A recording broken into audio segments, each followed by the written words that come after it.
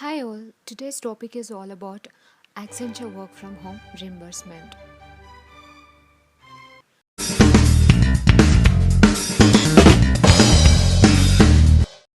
As all we know, since work from home got started, we were lying down everywhere holding our laptop for hours together to finish the tasks within deadlines. Apart from the salary, we're even getting surprises like back pain, neck pain. I'm sorry, I'm just kidding. To turn these complex things to a better environment, Accenture decided to provide work from home setup with ample list of devices and furnitures. Namely, you can take monitors, chair and table, laptop raisers for Wi-Fi boosters, like resting tool, footrest, extension cords, USB socket, and many more. You can find this list in the portal.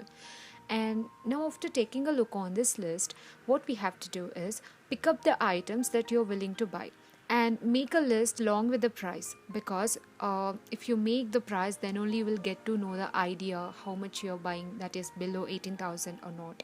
So here is a sample list I have prepared to buy, and I mentioned the estimated cost. If it is online, you can know the cost by browsing and whatever it might be. But offline, better to confirm the cost with the sellers and make sure that cost is less than 18,000. So this is why, because if you are summing up the total to 18,000, then there exists additionally GST cost. So that amount you have to pay it from your pockets if you are exceeding the cost, or if you are equating your cost with 18,000. So it is suggestible to sum total amount to less than 18k. It might be around 17,500, 17,000, and below that anything it might be. So, coming to the modes of buying, you may have two things, that is online, like using Amazon, Flipkart. You can choose the things, but coming to the furniture kind of things, I don't suggest online because it's better to go for offline. It's because you can't know the actual measurements that suits your room space, right? So, there is another option for the same, that is offline. You can go visit the store and buy the things accordingly. So now, coming to the pros and cons of the online and offline, you will get the invoice in the format that you are wishing for reimbursement, because it gives you GSTIN, invoice number, everything. So you need not worry for the format. But coming to the cons, the invoice will be generated after the 3 days of your delivery, and in online you can't get the accurate furniture measurements and specifications that you are willing to get.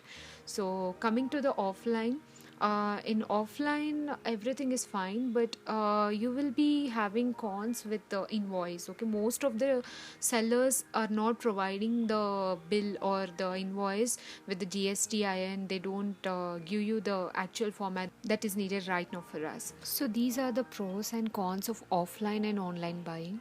So now, in order to help you people with the format, like I created a sample invoice for offline buying.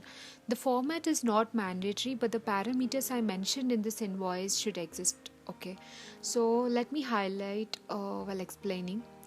So this is a store, the shop name, and now below this you have to have the address of the store, like which city it is, the pin code, and everything should be there. And now third one is the contact number of the seller. It is also mandatory, because so when they are willing to audit your reimbursement details, they may call the seller, like whether the customer really bought the items from your shop or not. So for that purpose, so coming to the customer details, name should be mandatorily your name. Okay, you can't it shouldn't be taken on name of your family members. It should be definitely your name. And next thing is your contact number. You should give your contact number. And third one is GSTIN. So it will be provided by the seller. So most of the sellers nowadays are not providing the GSTIN. They are just giving this writing on a piece of paper and giving. So it's not suggestible, and it is not acceptable actually. And fourth one is invoice. This is also mandatory. Invoice number should be there. And the fifth one is date, the billing date when you're buying, that date should be there. So now, coming to the items, so here items that you're purchasing is table and chair, right? So thereby it's quantity, and here you can't buy the same item twice. Okay, and now then the amount and total amount. For example, there, if there exists any discount, like for chair here it is 6,500 the actual cost is, but on discount if you're getting it for 4,500, then make sure that You must be precise with the calculations while you're submitting in the portal. Okay. Coming to the CGST, it's 1305 and SGST is 1305. So the total GST is 2610. Now we are adding this GST amount to the total amount, that is 2610 plus 14,500. So it gives us a grand total of 17,110 rupees. Okay, so this is the overall amount. And now make sure that you're having the stamp and signature of the owner. I'll put the below sample document in the description. You can download and check whether all parameters exist in your invoice or not. So now coming to the FAQs part. So the first question arises, when and where we can claim this?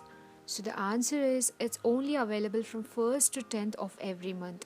So it's better to buy online items before 1st so that you will be ready with your invoices, as online payments or online buying, it takes 3 days to provide your invoice after the product delivery.